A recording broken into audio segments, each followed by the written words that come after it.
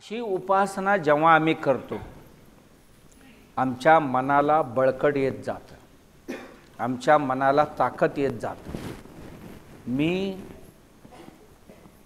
ताकदवार बनेन तेव्हाच पुढे जाता येईल मला, आणि मला परमात्म्यापर्यंत पोचण्याचा जो ध्येय आहे, ज्या नाम साधनेने मी जायचं म्हणतो, ज्या नामीपर्यंत नाम धरून त्या नामीपर्यंत जायचं आहे. नाम म्हणजे हे कोणाचं तरी नाव आहे, परमात्म्याचा नाम आहे. नाम ज्याचा आहे ना त्याला काय म्हणतात? नामी म्हणतात. हे नाव आमची सगळ्यांची नाव आहेत. हे नाव काय करतात?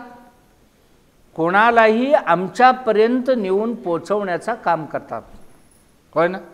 मी कोणाला तरी म्हटलं की हे महेश आहे, महेश नावाचा जो नाम आहे ते महेशापर्यंत घेऊन जाते आम्हाला. हे महेश आहेत तिथपर्यंत नेऊन पोचवते.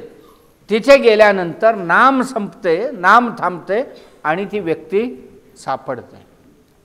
तसं देवाची जे नाम आहेत, हे नाम त्या देवापर्यंत आम्हाला नेतात आणि नेऊन म्हणतात, आता मला सोडा आणि हे तुमचं ध्येय आहे, तुम्ही ज्याला भेटायचं म्हणत होता ना, हे नामी आहेत.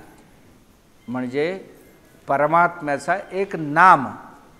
मी गणपती घेतला असेल, मी दत्त घेतला असेल, मी शिव घेतला असेल, मी विष्णू भगवंत घेतला असेल, मी ब्रह्म घेतला असेल, मी लक्ष्मी घेतली असेल, कुठलेही घेतले असेल, ती नाम जे आहे त्या मूल भगवंतापर्यंत आम्हाला घेऊन जात असते.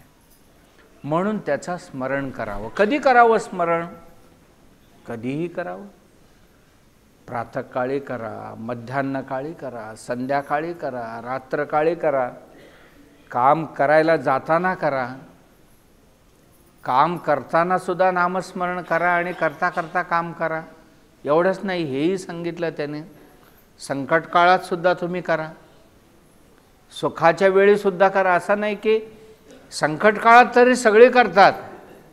दुख में सुमिरन सब करे, सुख में करे न कोय, जो सुख में सुमिरन करे, दुख काहे को होय.